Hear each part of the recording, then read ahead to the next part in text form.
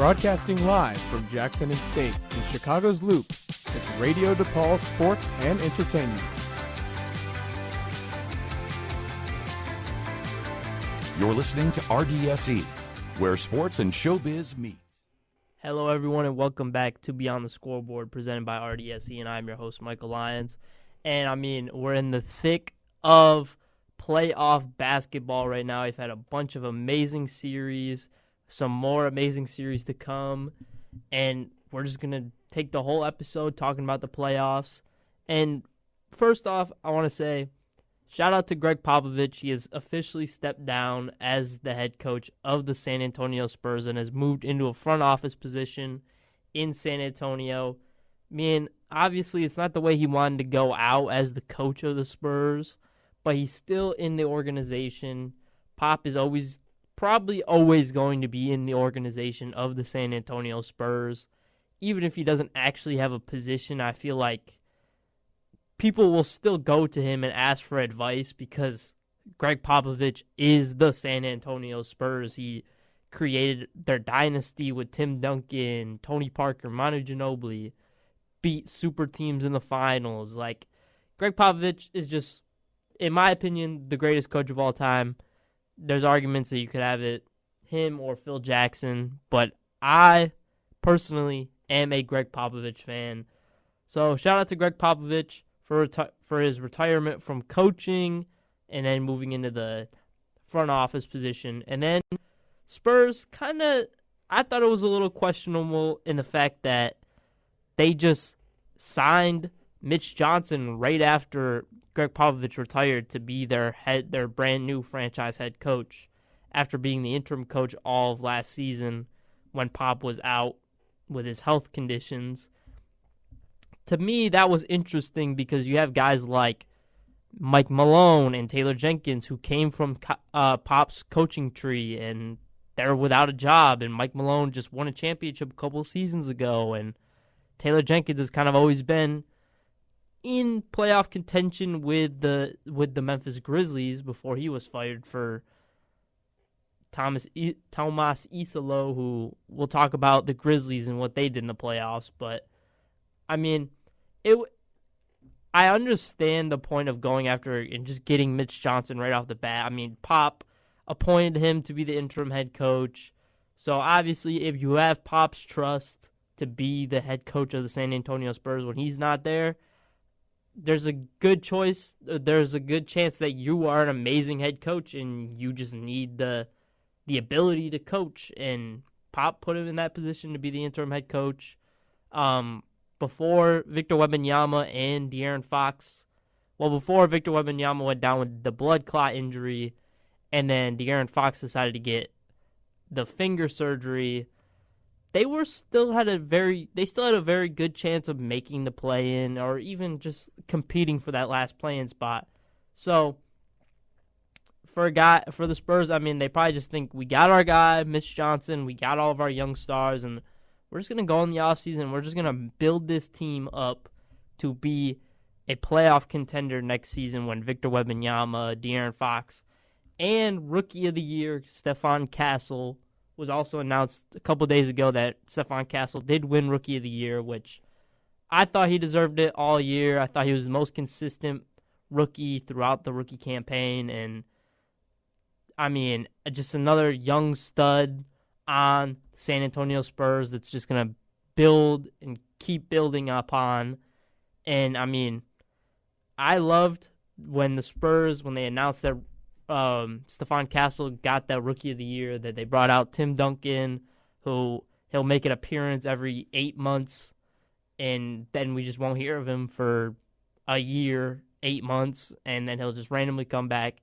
Then the Admiral, David Robinson, was there, and Victor Wembanyama. That was super fun to see the new generation of the San Antonio Spurs and the old generation of the San Antonio Spurs and Rookie of the Years that have won in San Antonio. So it was super fun, super kind of nostalgic seeing those four guys mesh. And I just want to say one thing.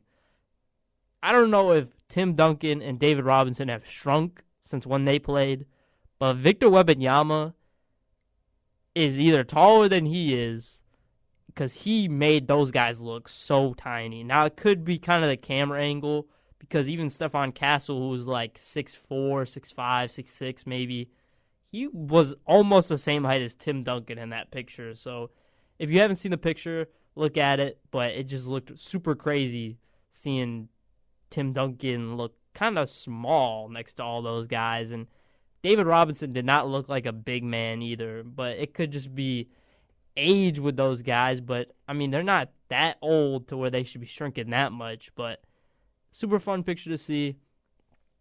Love that. And shout out to Pop.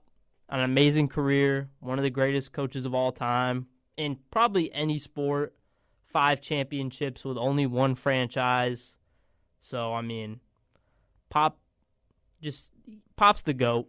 And that will never change, in my opinion. But we'll see what Mitch Johnson could do. A new era in San Antonio Spurs basketball. I mean, he's already got Victor Wembanyama. He's coming into a great situation. Coming in, having half a year of coaching, and then he's got all the tools to be a playoff caliber team his first full season in control. So shout out to Mitch Johnson getting the spot. And I was thinking about this before the show, like why they didn't even go after Mike Malone or Taylor Jenkins. And partially, I think it's because Mike Malone and Taylor Jenkins created a career outside of the Spurs. Now, they're always going to be known as under the Pop coaching tree, but they created a career for themselves outside of Pop. And Mitch Johnson hasn't yet created that career other than just being underneath Pop. So I think Mike Malone and Taylor Jenkins didn't want to come in and be like, we have to live up to Gregg Popovich is like what he's done for San Antonio. And I think Mitch Johnson is kind of like in that area where it's like, I don't need to live up to Pop. I just need to take what he gave me and just kind of work some things out with it. That's what I thought with it. I mean, I would have loved to see Mike Malone in San Antonio because, I mean, won a championship a couple seasons ago, but it also could just be Mitch Johnson's been there for a couple seasons, even just being an assistant coach, so they just wanted to keep a familiar face around in the organization. That's what I got to say about the Pop. Now we're going to move right into the playoffs. We have 2 conference semifinals already set, both in the Eastern Conference, and then in the Western Conference, we're still waiting on the Nuggets, Clippers to decide who's moving on to play the Thunder, and then we got the Rockets and the Warriors deciding who's going to play against the Minnesota Timberwolves. But we're going to start in the Eastern Conference, and we're going to start with the first series, a sweep, the Cleveland Cavaliers versus the Miami Heat. And I mean, this series, I mean, the Miami Heat were a 10 seed in the play-in. They're the first 10 seed to ever make the playoffs. So, give them their respect, give them their flowers. But then, I mean, 124-87 loss in Game 3, and then 138-83 loss in Game 4. I mean, under Coach Spoelstra and Pat Riley, that does not look good. But, I mean, Cleveland Cavaliers, best team in the Eastern Conference all year. Everybody kind of just assumed they were going to, like, breeze past the first round, whoever they were going to play, whether it was Orlando, Atlanta, Chicago, or Miami. They were going to breeze past those teams. And the thing I like from the Miami Heat side is you have guys that just clicked. Like, going into the playoffs, Davion Mitchell was huge in the play-in and then in the playoffs in the first 2 games. Keeping it close. Davion has pretty much cemented himself in being, like, a Miami Heat starting point guard next season. Next to Tyler Hero, then Andrew Wiggins. Like, they have good building blocks. They're going to be another team next year where it depends on the draft, how free agency goes. But, I mean, I like the Miami Heat. I like their starting lineup. I just think it's just a case of, like, Andrew Wiggins needs to be more aggressive, and eventually, like, this has been his whole This has been the whole conversation in his career is that Andrew Wiggins is just not aggressive on the court, and he's just never been. And the best situation we saw Andrew Wiggins in where he was the most aggressive and the most himself was in Golden State that year they won the championship. And like he could do that for the Miami Heat, but they also don't have a Stephen Curry or a Jordan Poole. Like they don't have those kind of guys that can literally just take over a game, and Andrew Wiggins can kind of just do the little things. Like Tyler Hero can have a huge game, but I think if Tyler Hero scores 40 against the team, I mean, that's not him like taking over because he's going to need somebody else to step up, especially when they're playing in the playoffs. So the biggest thing is Spoelstra and Pat Riley. They need to figure out what to do with Andrew Wiggins if he's going to be on the team next year, or how they can figure out to get for him to be more aggressive, because you don't come into the league with the nickname Maple Jordan for nothing. He was looked at to be the next LeBron James and the next Michael Jordan when he was originally drafted. He didn't pan out to that, and partially is because he's not aggressive. Like, he has all the tools to be a superstar in the league. He just never got to that level of superstar mentality. So, and Miami Heat, I mean, Spoelstra put it best.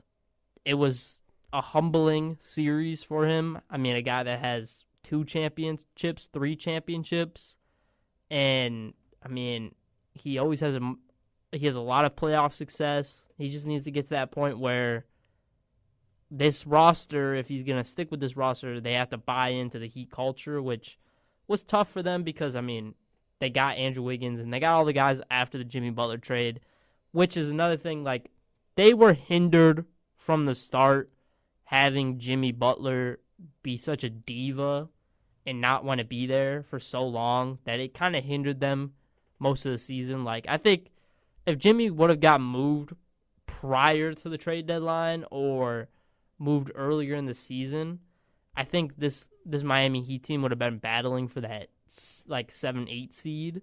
They wouldn't have been sitting at that 10 seed. But I mean, the Cavs, they handled business. They looked good in 3 out of the 4 games. I mean, game 2, they looked vulnerable, but they fought back. And the biggest thing I've seen from this series with the Cleveland Cavaliers is Darius Garland. Like, I get the Cleveland Cavaliers. They've spent this whole season, Donovan Mitchell, Darius Garland have constantly been injured all year. And the Cavs have just plugged and played guys, and they've just continued to have success. But I think in the playoffs, like, Darius Garland really needs to be on the court for Cleveland. And especially in this next series, and if they make it past that, if they have to play like a Boston or New York in the conference finals, Darius Garland is going to have to be on the court. Ty Jerome is an amazing backup point guard this season, and he's proved that he could be a starting point guard in the league, and he's going to get paid and be the starting point guard for some team. He's Brooklyn, Orlando, any team that needs a point guard, they're probably going to be going out and looking at Ty Jerome, and he's going to get paid this offseason. But the biggest thing, I just think the biggest thing for Cleveland is Darius Garland needs to be on the court. And then we'll talk about their next, what I think will go on in their next series after we cover this. The next series that has already been finished, which is the Indiana Pacers and the Milwaukee Bucks. Milwaukee, there was signs of hope when Damian Lillard came back in Game 2, and it felt very rushed, and it showed that it was very rushed because Damian Lillard, and I think it was Game 4, I believe. Let me just check. Yeah, Game 4 was when Damian Lillard went down and did not get up. And Damian Lillard tore his Achilles on that play, which you never want to see. Milwaukee it was heartbreaking to see that after they just won a game. They had some momentum in Milwaukee, and then after Damian Lillard just went down, it just felt deflating. Bucks just could not get any momentum in Game 4, and They just went down 3-1, and 3-1, there's a 95% chance that the team that's up 3-1 wins. So at that point, you kind of knew the series was over because, yeah, the Bucks had the best player on the court, but they're so deflated, and the role players around Giannis are just not nearly as good as Indiana.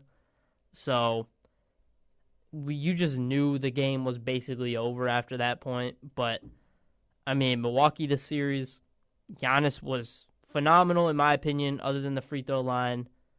Dame was rushed back, and that's going to haunt Milwaukee. That's going to haunt Milwaukee for a while, that they rushed Damian Lillard back. And, the role players, Gary Trent Jr. gave us a game. KPJ was pretty solid. Kuzma was up and down, but his ups weren't very high, and his downs were very, very low.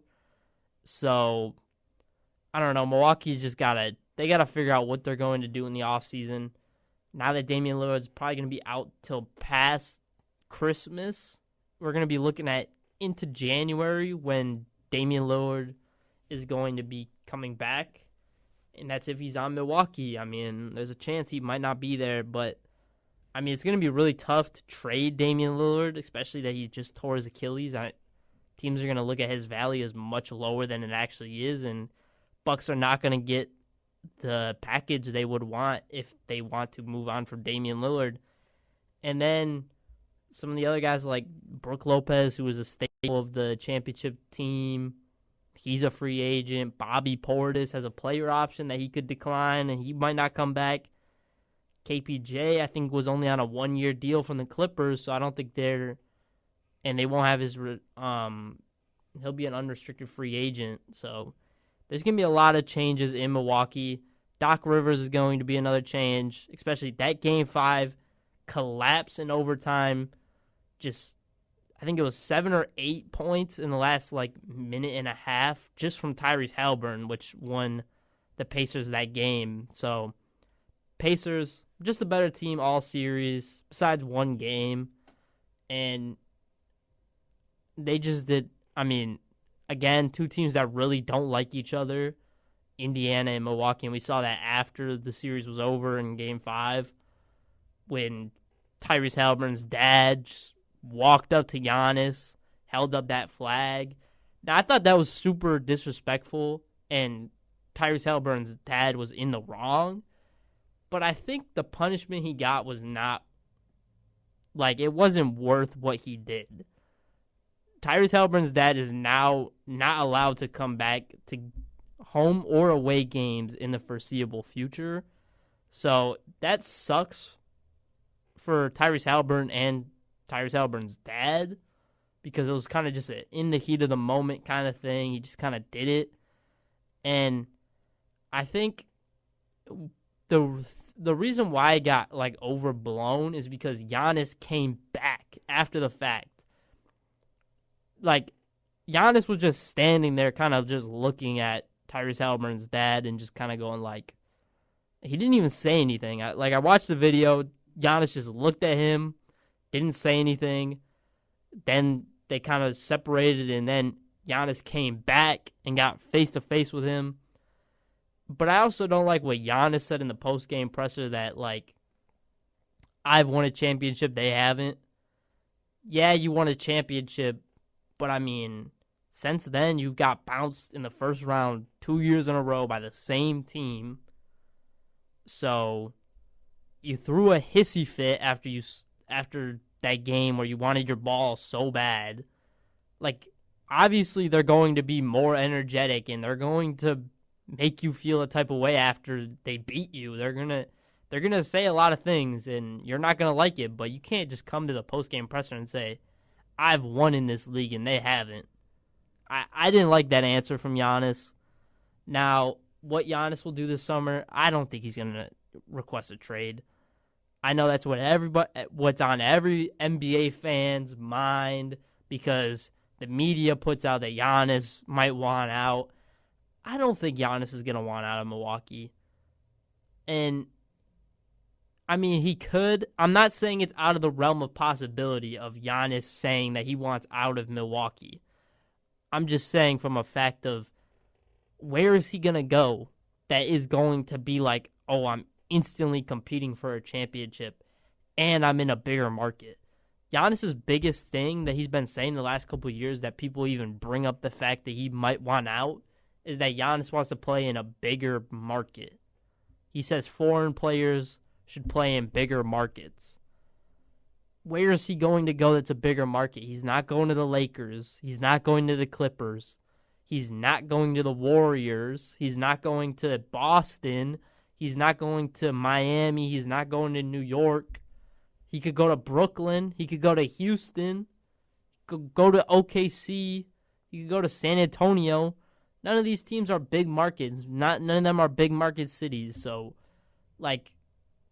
we need to stop pushing the narrative that these players are just going to instantly ask to be out of a team once they don't win anything for a couple years. Giannis won a championship for Milwaukee in the first time in 70 years, I think. 50 or 70 years. Kareem was the last person to win in Milwaukee, and then it went to Giannis. And now this is Giannis's team. Giannis is probably the greatest Milwaukee Buck. I don't think he's going to ask out of Milwaukee just because they haven't won in a couple of years. Now, the thing is they haven't made a lot of moves, but they went and got Dame. They went and got Kyle Kuzma, which, Chris Middleton was a staple of that championship team. Drew Holiday's gone. But, I mean, I don't think Giannis is going to ask out of Milwaukee. He's going to come back. He wants to, I don't know Giannis, but if I was Giannis, I would want to stay in Milwaukee where I've created my career, resurrected the Bucks franchise, brought them a championship, and I'm the best. You can make an argument for Kareem, but arguably he's the greatest Milwaukee Buck. It's like people thinking that Devin Booker is going to ask out of Phoenix, in which, there's a chance, but if I'm Devin Booker, I'm the face of the franchise in Phoenix. I'm the man in Phoenix. I made a finals appearance. I'm still young. Why would I want to ask out of Phoenix? That's what I think. Now looking forward to Cleveland versus Indiana. I'm going to pick Cleveland in this series to win in 6 or 7 games. It's going to be a tight series. And the biggest thing I think with Cleveland and why I'm picking them is Evan Mobley is the difference maker in this series, along with the defenders on Indiana. I don't think will be able to keep up with Donovan Mitchell or Darius Garland. Now, what I do think is Cleveland has so many bodies that they can throw at Tyrese Halliburton to just disrupt his momentum and slow him down. You have DeAndre Hunter coming off the bench. Great 3-and-D guy. Max Strus is a taller guard, taller forward. Isaac Caruso is a really good defensive guy. They have so many pieces to just throw at Tyrese Halliburton. And then you got Evan Mobley and Jared Allen in the paint. And, Miles Turner likes to stretch the floor. Evan Mobley will probably get that assignment, and Jared Allen will play that post defense against Pascal Siakam. Indiana, they surprised us last year. They made it to the conference finals. I think this is Cleveland's year, and I like the roster around Cleveland better than the roster than Indiana. And I think Indiana is going to look at this and be like, we don't really have anything to lose. They've been the best team in the Eastern Conference all year. We're just going to play with our same fight. But I think they play a little extra hard when they're playing a team like Milwaukee that they don't like. Now to the bottom half of the Eastern Conference. Knicks-Pistons ended last night, which was a phenomenal series. Went to 6 games. Loved this series, every single game of it. The biggest thing, Detroit is just such a young team. Such Ausar Thompson, Cade Cunningham, Jalen Duren. They're just so young. And that really came back to bite them in this series, I feel like. another thing is Tim Hardaway Jr. and Malik Beasley being very inconsistent. Like, they're either at the peaks of their shooting or the, like, absolute bottom of their shooting. Like, they're shooting 0 for 10, which is what I saw in this series. And Jalen Brunson is just, he won Clutch Player of the Year for a reason. He was just, in the clutch, nobody could stop Jalen Brunson. And this series, it's going to be like another Milwaukee, Indiana for the next couple of years. Like, these are going to be two teams that don't like each other. And, I mean, I love it. I love that Detroit is finally back. Detroit basketball is so... When Detroit is good, the Eastern Conference is so strong. And Boston, New York, and Detroit are all good. Finally, for the first time in a long time. This is giving 90s and 90s vibes, so I love it. Detroit, amazing season. JB Bickerstaff, amazing season in your first year. The Knicks just had a little bit too much firepower with Cat and Jalen Brunson. Nothing to take away from the Detroit Pistons, though. And Game 4, very, very controversial ending with the Tim Hardaway no call. I thought it was a foul. The league knows it's a foul. But JB Bickerstaff put them in that situation by challenging the call in the first quarter. Now, I don't know if he could have challenged that because I'm not exactly sure if you can challenge the last play of the game. I feel like you might be able to, but I'm not really sure. But also, I mean, JB Bickerstaff used a challenge call on an out of bounds in the first quarter. So you kind of knew not having that challenge was going to come back and bite them in that game, and it really did. If they could have challenged it. Other than that, I mean, it would be, if it was the other way around, it'd be the same exact situation. Refs miss calls. They have the hardest job in the playoffs, so. And the only thing I saw in this series, in which I don't really like, is in the NBA how they switch refs from every single game. I don't really like that. I would rather them just be consistent with the same refs over and over and over again throughout the series, because then the players get a sense of like the physicality the refs are going to allow. And also refs need to be more consistent between like quarters. There was times where the first quarter would be super physical, they're letting everything play, and then the second quarter, little bumps are getting foul calls. Like, that needs to be addressed, and that needs to be changed a little bit, and refs kind of need to, I think refs should figure that out. Like, we need to call this a little bit tighter and a little bit more even throughout the game, no matter what the situation is. Now, Boston and Orlando. Boston took care of business, sent Orlando packing in 5. Now, Paolo and Franz did sneak out a game in Orlando, and at that point, Paolo Banchero is 4-1 in the playoffs at home. So, shout out to Paolo. He takes care of business at home. Won three games last year, won a game this year. But, I mean, Boston, even though they're banged up, KP's got the stitches in his forehead. Drew Holiday's dealing with a hamstring injury. Jaylen Brown and Jason Tatum got hands and wrist injuries. I mean, the physicality was up in this series, and it was evident. And, I mean, people saying that this series was dirty, don't like that. I don't think any of the playoff series have been dirty. They're just super physical, and there's a fine line between physical and playing hard and then dirty. We need to get that straight. But Boston, they handled business. I mean, again, Orlando only scored over 100 points in one of the 5 games. Now in the playoffs, defense ramps up a little bit for both sides, but, I mean, you still have to at least score 100 points in 3 out of the 5 games to have a chance. They did not do that.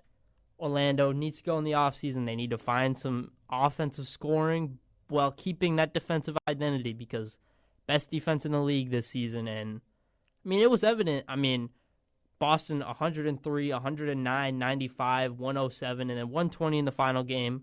But they kept it in. Their defense kept them in a position where they could have won this series. It was just the offense was not there outside of Paolo and Franz.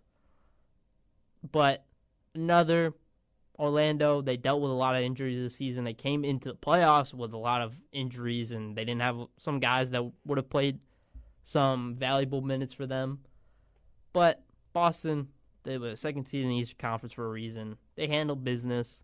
Now they're playing New York in the second round, and this is a tough series to grasp at because both of these starting lineups are just like stars-studded, and I really think it's going to be a good series, but something's telling me Boston takes care of it in 5. Just for some reason, I think one of the things from the Detroit series is Jalen Brunson felt like he was going down with an injury every 5 minutes. And if he gets injured in this Boston series at all, if he misses any games, they're not going to be able to win unless Karl Anthony Towns has like 50 points. I like the way New York can match up with Boston. I just think Boston, their players are better outside of, like, Jalen Brunson is better than Drew Holiday, but Drew Holiday defensively can lock up. Derek White can lock up Jalen Brunson. So New York's really going to struggle this series on the offensive end. Defensive end, they're going to be super solid. I mean, OG Anunoby, Mikal Bridges, Josh Hart, they match up well against the guys on Boston, but I think I'm going to take Boston in 5 just from the pure fact that I think Jalen Brunson will get injured this series. Now, I don't want to put that in the air. I don't want to wish for that to happen.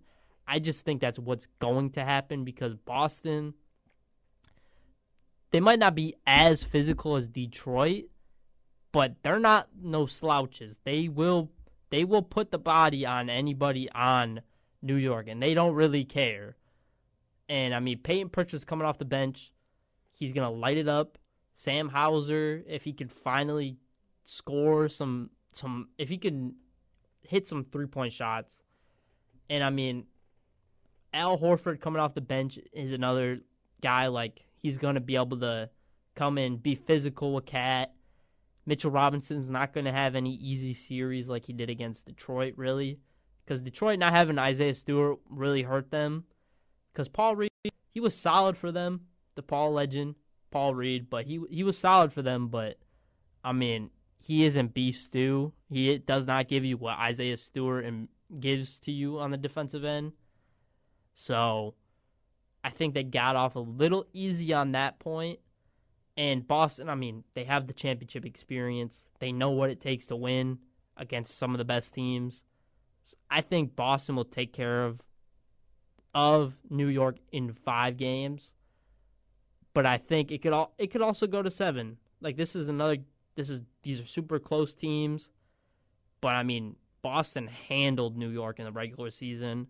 So did all the top teams in the league. They handled New York. I think that's kind of what's going to happen again against Boston. I think Boston's going to win this series in 5. Now we're going to take a quick commercial break, and then we're going to come back and talk about the Western Conference and what to look forward to in the Nuggets-Clippers series, which is in Game 7 tomorrow in Denver. And then tonight, the Warriors are up 3-2 against the Houston Rockets in Golden State. Hang tight. We'll be right back here. This has been Beyond the Scoreboard, presented by RDSE, and I am your host, Michael Lyons. Hey, it's Dibs, your favorite demon in a blue suit. You're listening to Radio DePaul Sports, the student voice of your DePaul Blue Demon. Campbell to Stonewall. Stonewall driving to the rim, goes up, gets it to fall, and one. Oh, Max Strus brings down the house. Radio DePaul Sports, your home for Blue Demon basketball. Hello, everyone, and welcome back to Beyond the Scoreboard, presented by RDSE, and I'm your host, Michael Lyons. And we talked about the Eastern Conference before the commercial break. Now we are back talking about the Western Conference. And we have 2 teams that have already stamped themselves in the conference semis. First off, we had the OKC Thunder sweeping the Memphis Grizzlies in 4 games. And, I mean, after OKC beat Memphis by 51 in their first game, and then they came out, beat Memphis by 19 again, then you're like, oh, all right, this is going to be a quick series. And then the Thunder come back by 31 points or 30-something points. Then you're like, yeah, OKC is legit. OKC is going to just sweep Memphis.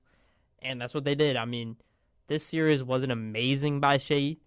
SGA, I wasn't super impressed by him. First 2 games, he was not great.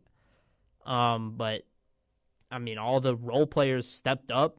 Alex Caruso, Cason Wallace, all those guys flew around the court, and they continued to do what they did in the regular season, and that was be a consistent team and make shots when it matters, turn the ball over, make sure you force turnovers, and just get out in transition, run with the best of them. And you got Chet Holmgren, you got Isaiah Hartenstein, J-Dub, Lou Dort. I mean, this team is so legit, and the fact that people doubted OKC going into the playoffs because they're still so young, second youngest team in NBA history to be a 1 seed for back-to-back seasons. Last year they were the youngest team in NBA history. This year they're the second youngest after last season. So the fact that people wanted to doubt OKC because they're so young, I mean, first round they really handled business. And I don't know, the fact that they could play either Denver or the Clippers in the second round, I don't want to doubt OKC. I just think, I'm like, what do they do against those teams? And we'll talk about that after we talk about the rest of the series. I mean, Memphis, John Morant went down in Game 3 halfway through the game, and at that point they were still were the worst team other than that first quarter in the Game 3. That was the only time in this whole series I thought they were the better team. Rest of it was all OKC. And then, I mean, Memphis, you come in, Tomas Isolo has only coached 20 games maybe now, maybe less than that. So, I mean, you were already coming in, being an underdog, playing the best team in the NBA record-wise. You knew it was going to be super tough. I thought Memphis could have took 1 game in this series, but I'm really not upset that they didn't. I mean, when Ja goes down, there's not much they can really do. And Jaren Jackson Jr. just needed to be a lot more aggressive in this series. He wasn't the last 2 games. First 2 games, he was just kind of not there, in my opinion. And, I mean, OKC they're just loaded. And this series, there's not really much to talk about in this series. Kind of is what I expected to come from it, other than I thought Memphis could take 1 game. But people that doubted OKC should not doubt OKC anymore because they are a legit team, even when their best player is not playing their best. I mean, Game 1, Shea had the least amount of points he had all season, and they won by 51. That should be a telling tale. So that's all I got to say for that series, to be honest. Now we'll move to the other series that has already been clinched, which was the Minnesota Timberwolves just kind of worked the Lakers this whole series. Other than Game 2, this whole series was kind of just all Minnesota. And, I mean, Anthony Edwards is that dude. Anthony Edwards he's going to be the face of the league once LeBron is retired. There's no doubt about it at this point. I mean, last year you take care of Kevin Durant, Devin Booker, Bradley Beal in the first round. Then you get rid of Nikola Jokic, Jamal Murray, Michael Porter Jr., Aaron Gordon in the second round. Now this year you handle Luka and LeBron. I mean, this is a telling tale that Anthony Edwards is going to be a star in this league, and he's so great. I mean, there's nothing really much else to say about him other than he is that guy, and he's going to be that guy. So shout out to Minnesota handling business. Julius Randle in this series, too. Shout out to Julius Randle. I mean, he really put out that pit bull mentality that Julius Randle plays with when he was in New York, but he kind of did too much when he was in New York, in my opinion. He did a little too much in New York, and now that's partially because he was kind of the guy in New York, but now in Minnesota, he sees Anthony Edwards and he goes, yeah, that's our guy. I'm going to let him rock out, and I'm just going to do the dirty work. I'm going to be the big body that can just kind of work LeBron, slow him down, slow down Luka, just kind of work these guys. And that's what Julius Randle did. Had a couple amazing games. And, I mean, shout out to Rudy Gobert in that final game, too. 30? I think he had 30 in that game, maybe 28, 27. Yeah, 27 points for Rudy Gobert in Game 5, which sent the Lakers packing. Everybody always wants to doubt Rudy Gobert, say he's overrated. I mean, he kind of silenced you guys now. 27 points, 24 rebounds, 9 offensive rebounds. Don't look at Rudy Gobert as an overrated guy anymore. That's just what I got to say about Rudy Gobert. I mean, say what you want about on the offensive end. He's never really going to give you, he's not an offensive guy. We need to stop, people that say Rudy Gobert is an overrated player, I don't really think they understand basketball. If you're going to call Rudy Gobert overrated when he's built his whole career on defense, 4 Defensive Player of the Years. You could argue he didn't deserve those Defensive Player of the Years. He still has them, so you can't overrate him on the defensive end when he's the best defender in the paint in the NBA. So stop with this Rudy Gobert slander. Stop calling him overrated. And because at that point, if you're going to call him overrated, you could call anybody in the league overrated, in which people already do, but it's not warranted. We need to stop. Now, I mean, the series, what do the Lakers do after the series? I mean, first off, they need to build a better roster around Luka and LeBron. This roster was just not constructed to win a playoff series, and I picked Luka and LeBron to win prior to the playoffs starting because I just went off of pure star power, being Luka and LeBron on the court. But Anthony Edwards was the best player on the court in this series, and that showed throughout the series. So I doubted the Timberwolves, but I mean, shout out to the Timberwolves. Lakers, they need to build a better roster. They need to get Luka an actual lob threat, and they need to just continue to work around filling shooters and guys that can just play defense around these guys. So that's what I got to say for what the Lakers need to do next, and then we'll talk about the Timberwolves right now, their next series. So the other series, there's 2 series that are in their final couple games.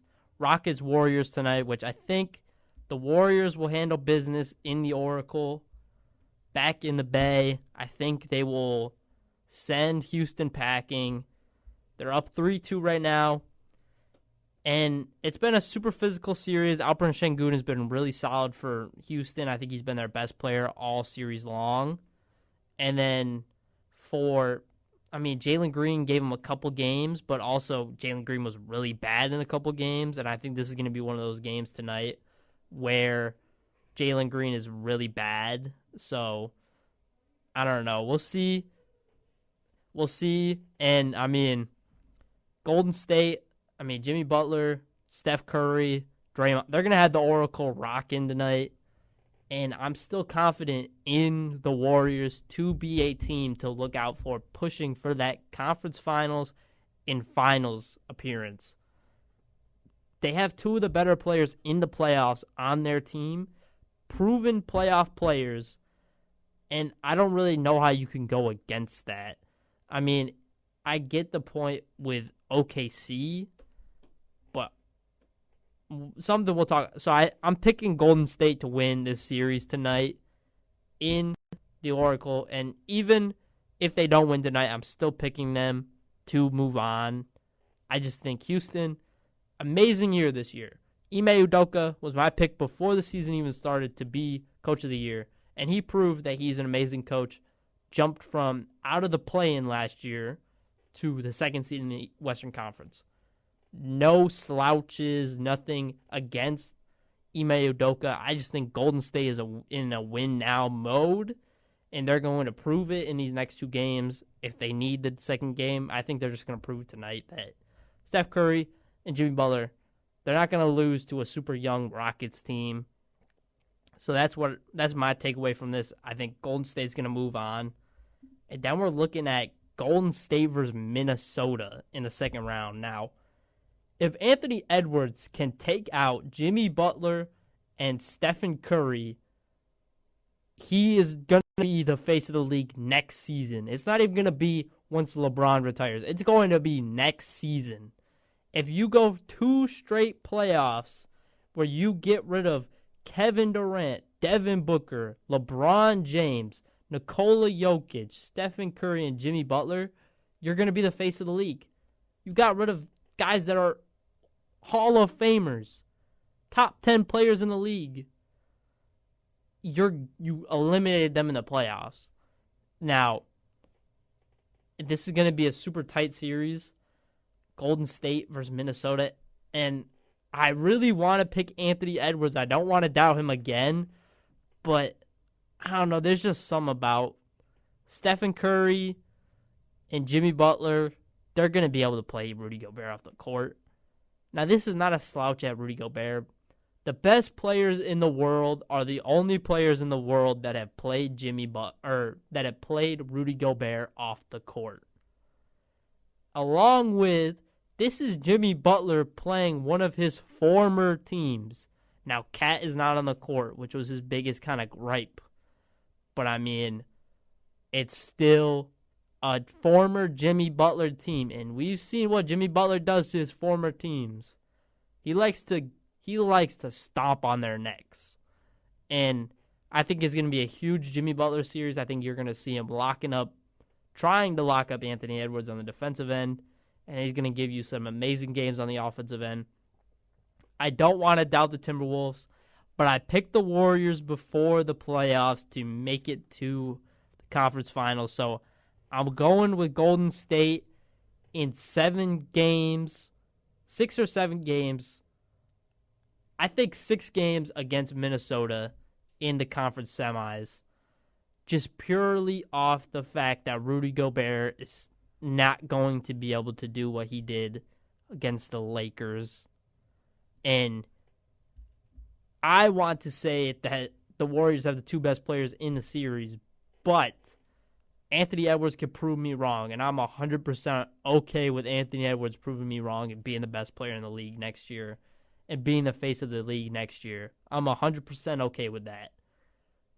So this series is going to be super fun. Okay, Golden State versus Minnesota.